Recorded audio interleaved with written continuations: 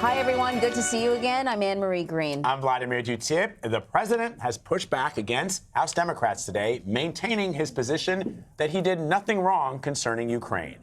In an interview with Fox and Friends this morning, President Trump slammed House Intelligence Committee Chairman Adam Schiff for his closing remarks as the second week of historic public impeachment hearings came to an end. Let's listen to what he had to say. This was their talking point, Trump and Russia. And if you take a look at it, just look at the facts. Even look at what I've done for Ukraine by giving them tank busters, by giving them stuff. And Obama would send pillows and sheets. He wouldn't send anything else. The whole thing. Now, Schiff, remember this. He makes it all up. He's sick. There's something wrong with him. So he made up my phone call. He made it up. He made up a phone call. And then when I released it, everybody was embarrassed. And crazy Nancy Pelosi, who, by the way, is going to go down as the worst speaker in the history of the House of Representatives, she hasn't done anything. All right, this comes as Democrats and Republicans on the House Intelligence Committee made their closing remarks yesterday, following Fiona Hill and David Holmes' public testimonies. Yesterday, Hill, a former White House National Security Advisor, and Holmes, a State Department staffer, spoke about the Trump administration's pressure campaign on Ukraine. Both Hill and Holmes said that they were aware that an investigation into the Ukrainian gas company Burisma meant an investigation into former Vice President Joe Biden and his son Hunter. CBS News chief congressional correspondent Nancy Cordes reports. This impeach-a-palooza tour finally comes to an end. 2 weeks, 12 witnesses, and one basic story. It was inappropriate. I found the July 25th phone call unusual. Was there a quid pro quo?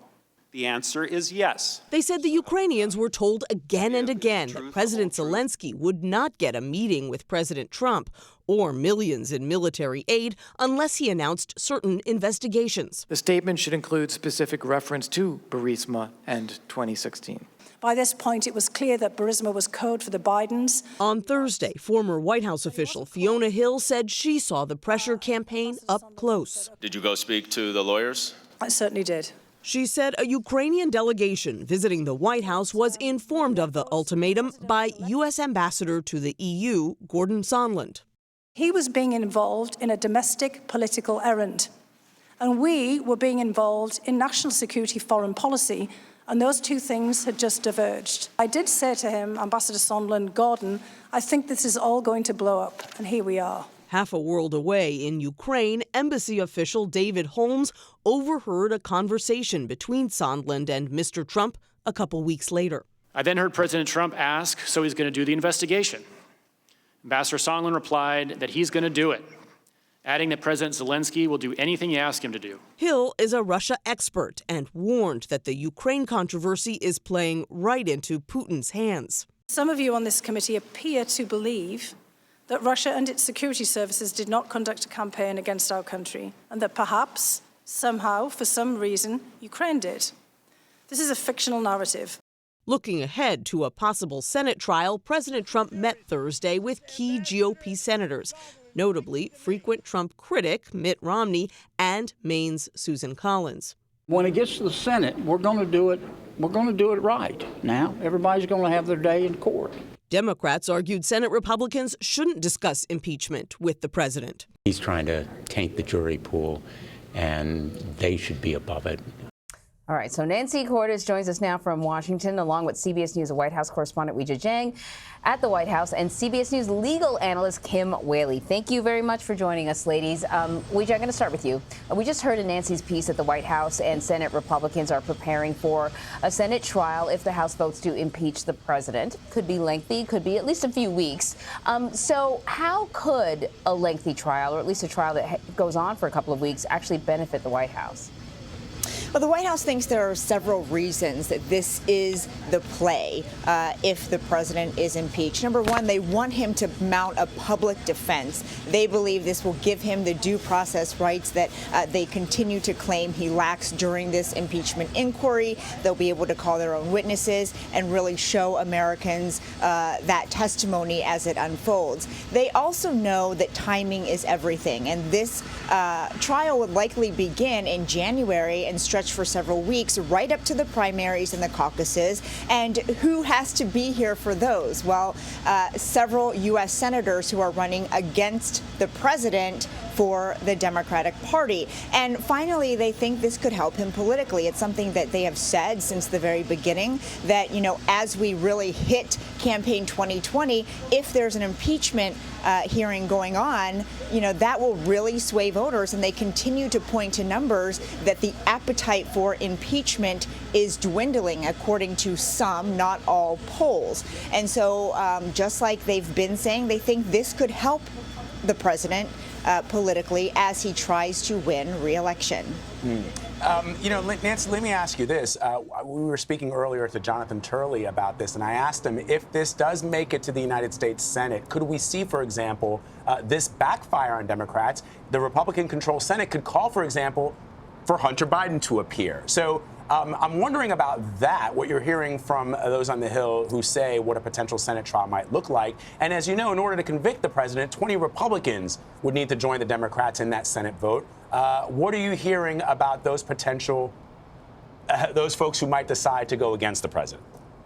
Look, there are a lot of unknowns for Democrats once you get to the Senate process, which is why this is something of a risky maneuver. Right now, they completely control the process in the House. But in the Senate, which is controlled by Republicans, you're right. Republicans could call witnesses that will push back on the narrative that we heard from a lot of the individuals over the last 2 weeks in the House. Look at Lindsey Graham. He's the chair of the Senate Judiciary Committee. He just issued a request to the State Department for all kinds of documents related to his former friend, Joe Biden, and any conversations that Biden had with Ukrainian officials when he was vice president. So Republicans definitely appear to be gearing up to create a counter narrative to all this in the Senate. And at this point, we don't have any indication that anywhere near 20 of them are planning on peeling off from their party and voting with Democrats against the president of the United States, to remove the president of the United States, if it even comes to that. It's still a ways away, so we can't say anything for sure. But I think if there are few to no defections in the House, then the chance that we'll see widespread defections in the Senate among Republicans looks pretty unlikely. So, Kim, this is a political process, but often we compare it to the legal system. What do you make of the Democrats' argument? Do they have a strong argument to move forward in terms of impeachment? I think they do, based on the evidence, in that we have a very clear narrative that's supported by the White House's own call summary, the president's own words. This is not something that's made up, that he asked or demanded, and some witnesses said, that the Ukrainian president issue a statement about investigations into the Bidens and into the 2016, the debunked notion that Ukraine interfered in the 2016 election, and that he did that in order to entrench his own power. There was no legitimate public policy rationale for that that we saw. So we have here using the power of the office to entrench his own power, and doing so at risk of our national security, doing so in a way that actually undermines the interests of the United States. So if the president is essentially a fiduciary, he's there to act on behalf of the people. It's not his own personal power.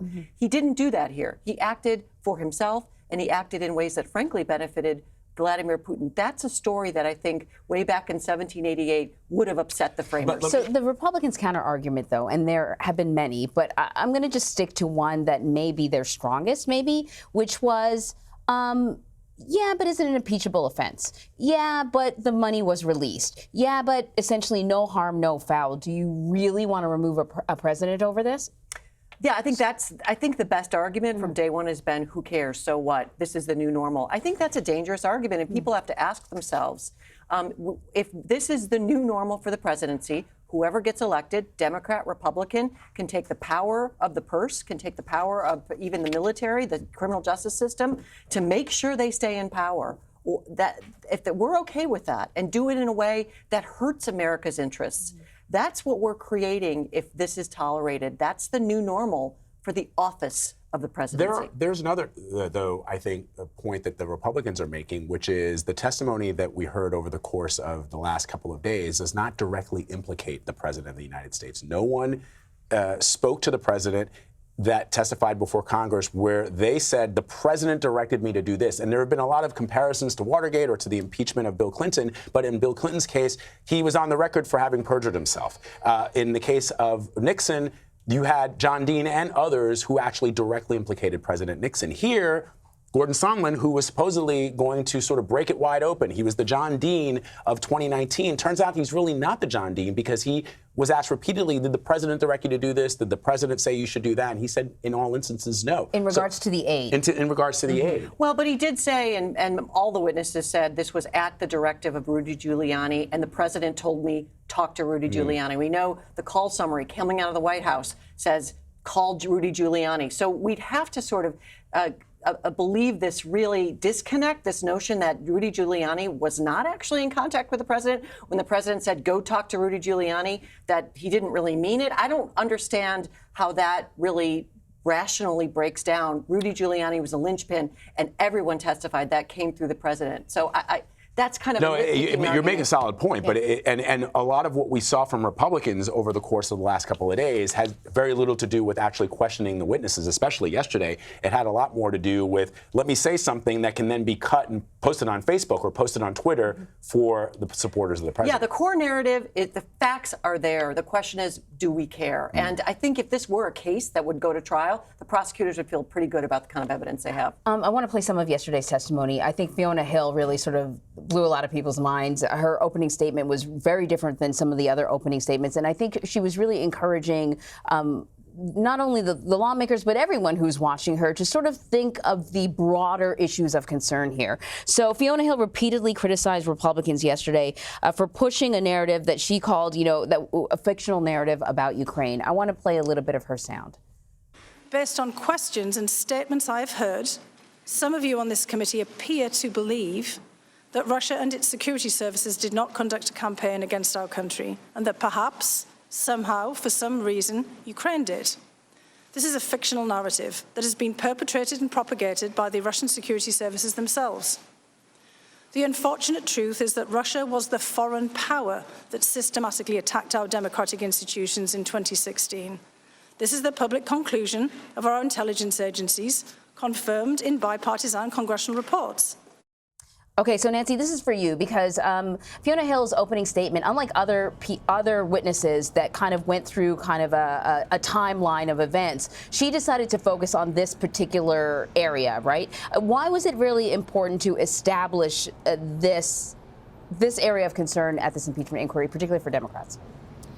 Because one of the defenses of the president that Republicans on that House Intelligence Committee had been making for a couple of weeks was that the president had every right to be skeptical of Ukraine. He had every right to withhold aid from Ukraine because, after all, this was a country, they claimed, that had tried to thwart his presidential bid in 2016 and that had somehow tried to undermine him and meddle in the 2016 election. Well, the facts are that there were some Ukrainian officials who were very wary of Donald Trump because on the campaign trail he appeared to be allying himself with Russia, who they were at war with. He said things very favorable to Russia about the Crimea, which was Ukrainian territory that had been seized by the Russians. And so, yes, in interviews, in op-eds, they said some negative things about him, and they were open about the fact that they were worried about the possibility that he would become president, what that would mean for them. That is not in the same universe as what the Russians did, which was to systematically undermine the U.S. election process via hacking of Democratic emails and selective dissemination of those emails, timed to do maximum damage to the Democratic candidate. And so what Fiona Hill, who is a Russia expert, was saying there is that, in their defense of the president using this line, what Republicans are doing is actually helping Vladimir Putin, who wants nothing more than to create a wedge between the U.S. and Ukraine, who wants nothing more than to make Ukraine look bad. That, she said, increases his power over Ukraine, increases his ability to bully other former Soviet republics. And Republicans rejected her argument. They said, we all know that Russia was the main perpetrator, but they continued to say, even after that scolding from Fiona Hill, that the president was right to be suspicious of Ukraine. I will add that one other interesting note was that Hill said that all of the president's top advisors had tried to talk him out of this notion that Ukraine tried to take him down and was really responsible for election meddling, that it wasn't the Russians.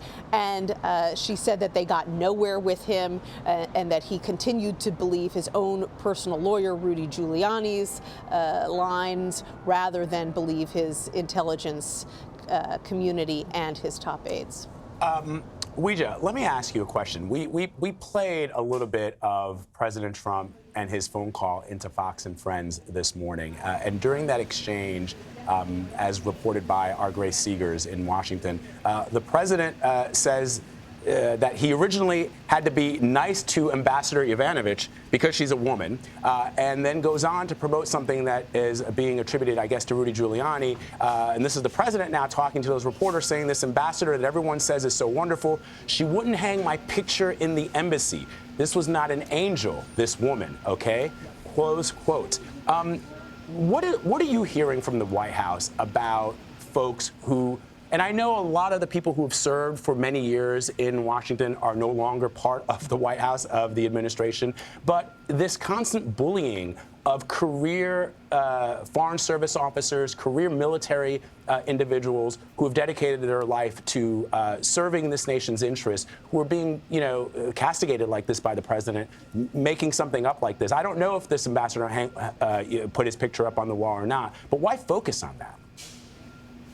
Well, the president is trying to discredit her, and he is trying to deflect from the fact that it's the president himself who's the one that brought Masha Yovanovitch up to Ukrainian President Volodymyr Zelensky on that July 25th phone call. He's the one that said, I heard she's bad news. And where did he get that information? We know now from his personal attorney, Rudy Giuliani. She's certainly not the only person that he has attacked. In fact, he claims that everyone who has testified against him in some way, in his mind, that it is damaging testimony, he has been calling them never Trumpers. He claims that this is all politically motivated. And remember, many of those people are still working here at the White House. We had some great exclusive video of Lieutenant Colonel Alexander Vindman. The morning right after he testified, we saw him here outside of the West Wing taking a selfie with his brother when he knew our cameras were on them. It was almost an act of defiance to say, regardless of what President Trump and the, those around him are saying about me, I'm still reporting to work.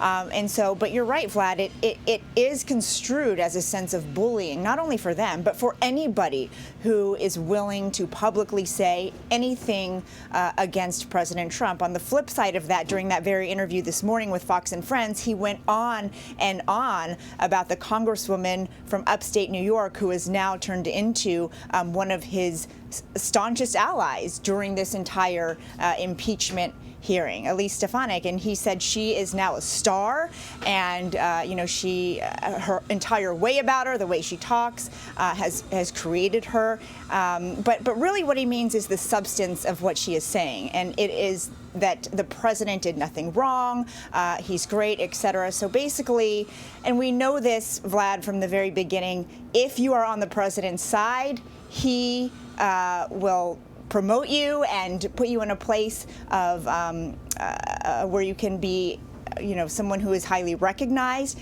If you say anything against him, he will attack you and likely release you from your position. Yeah, and I think Elise Stefanik got that message loud and clear. And Nancy, I know we want to go to Kim, but Nancy, I know that Elise Stefanik has been challenged in the past for that congressional seat here in New York, and that her opponent, the person who's running against her, raised, I think, $1 million in the days preceding some of her testimony, although she has now tweeted that she's raised a lot of money, too. So.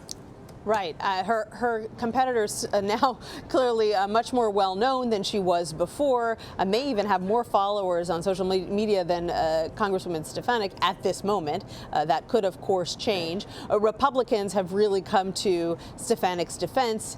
They say that she is being targeted because she is a woman and that she is coming in for a lot more criticism than other defenders of the President of the United States, and they say that that is unfair. So, Kim, Vlad pointed out one of the Republican arguments, which is that we haven't heard directly from anyone who's spoken directly to the president, with the exception of Sondland, who says he very clearly said no quid pro quo. But the reality of it is that the people who were in contact with the president, the Secretary of State Pompeo, Mick Mulvaney's chief of staff, they're not allowed to talk, or at least the White House has told them not to talk. There's also Rudy Giuliani. He's a private attorney. I don't know if he's under the same obligation, but could this be considered obstruction of justice? Could that be considered something to move forward with when it comes to articles of impeachment? I think we will see articles of impeachment on obstruction of Congress. This wouldn't be the first time. The idea being, we hear the Republicans saying we want more evidence, this is thin, we need a fuller record. At the same time, the White House has categorically told employees don't respond to subpoenas. And this is not, because there's a particular privilege. This is this notion of blanket immunity for anyone who worked with the president. There really is no basis for that kind of legal protection. But the other side is the Democrats have not been particularly forceful in moving to compel these subpoenas, compliance with the subpoenas in the courts. We can expect recently the House asked a judge in district court in D.C. to expedite the subpoena to Don McGahn. So hopefully we will get some kind of ruling. But even that will go up to the United States Supreme Court, presumably. But remember, the last two presidents that were subject to impeachment processes, Nixon and Clinton, also challenged subpoenas, and they both lost because there is also a countervailing objective that courts understand for the public to have a right to know what the government is up to. And that will be the issue before the courts. Sure, we have these protections for the president, but they're counterbalanced by the need to understand and to mine out potential wrongdoing in the upper echelons of government. And we have that here. We have wrongdoing. The question really is, do we care? Do we care as a nation? Do the Republicans care? Nancy, I know producers' heads are going to explode, but real quick question. John Bolton, a lot of people wanted to know why didn't the Congress subpoena John Bolton? And then he, this morning, tweets out cryptically, for the backstory, stay tuned. Now, I know there's a lot of people watching who are probably getting tired of this sort of like teasing stuff like this. Is this a book? Is this that he has more information? Like, what are you hearing? I mean, I have to admit, my ears perked up when I saw that. I was ready. What's the backstory? Let's hear it. I mean, but the cryptic nature of that tweet and the fact that he hasn't followed it up with anything yet is a perfect example of why Democrats have been sort of wary of Ambassador Bolton as a witness all along. We have no idea what he's going to say. The backstory could be favorable to the president. It could be favorable to the Democrats' case. Hard to say. He could back up a lot of the things that Fiona Hill said yesterday about how angry he was at Gordon Sondland issuing this ultimatum to the Ukrainians, the fact that he said that this was a drug deal being cooked up by Sondland and acting White House Chief of Staff Mick Mulvaney, the fact that he told Fiona Hill to go and talk to White House lawyers about it. He could back all of that up, and then he could say, but at the same time, I don't think it was coming from the president himself, and I don't think it's impeachable. Who knows?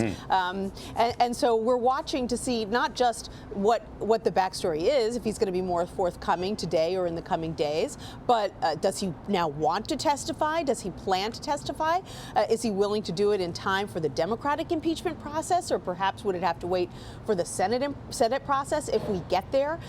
These are all open questions, and one has to imagine that Mr. Bolton may enjoy the fact that we're all hanging on his every word and waiting to hear what he has to say. All right, Nancy, Weijia, and Kim. Thank you guys. So much. Amazing. Thank you.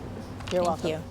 So if you missed any of the impeachment hearings, head over to cbsnews.com/hearings, where you can stream all 5 days worth of hearings in their entirety. Wow. Yeah, Somebody's thinking that's a block big off gift. some time. That's a gift for you folks who are viewing CBSN. Listen, this is historic. It is historic. Right? And it's really important, actually, that people tune in. Yes.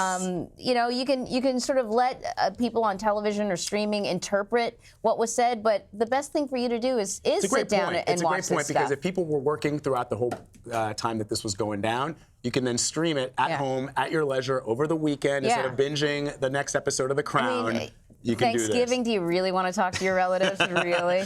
All right, so you can catch up on all things impeachment anytime on our live blog at cbsnews.com/impeachment. I like my relatives, and I like talking to them. Look but at I've you. been watching all of this. Yeah, so, we have. We have been watching all of this. And this Sunday on Face the Nation, moderator and CBS News senior foreign affairs correspondent Margaret Brennan will speak with Democratic Congressman Jim Himes of Connecticut. Face the Nation streams every Sunday at 11 a.m., 3 p.m., and 6 p.m. Eastern, right here on CBSN.